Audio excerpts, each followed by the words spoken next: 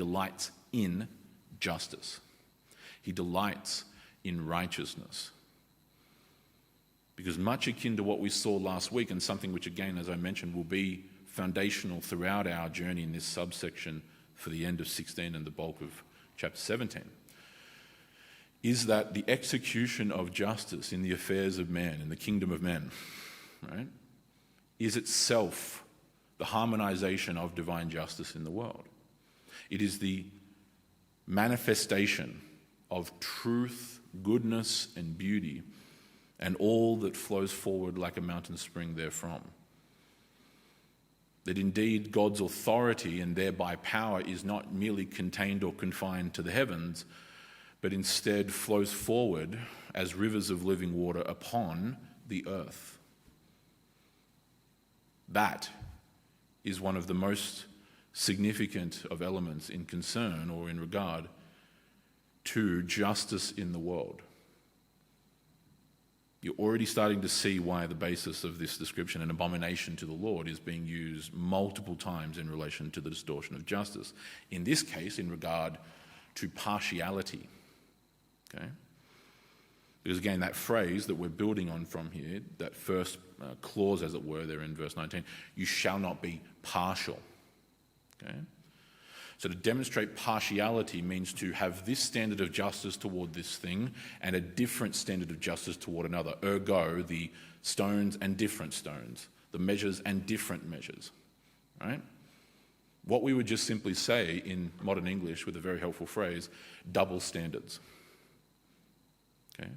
Double standards.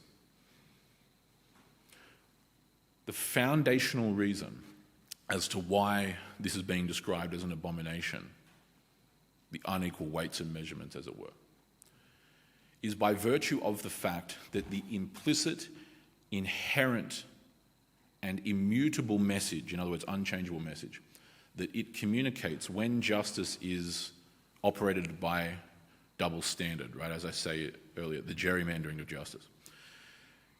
It is an inherent communication that justice, i.e. righteousness, is subjective and not objective.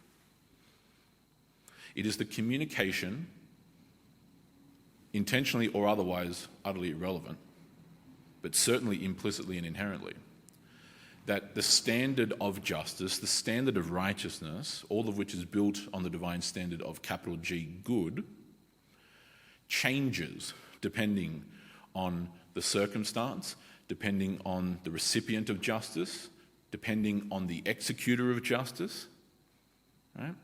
Whichever factor you happen to have in view.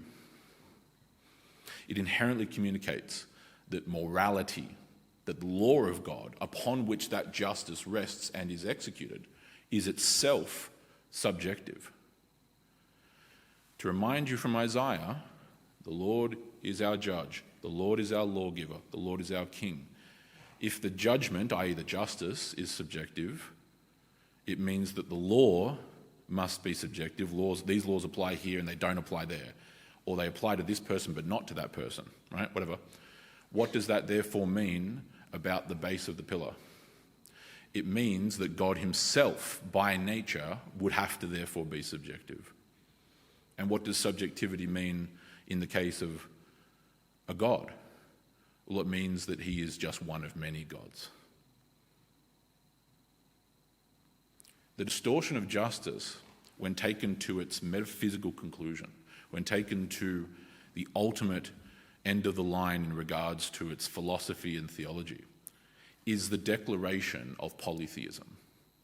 It's the declaration that this God is not the one true God, that this God is not the only God. Because he will have one law, he will have one set of standards. But there can also be others who have different standards, different laws, different rules.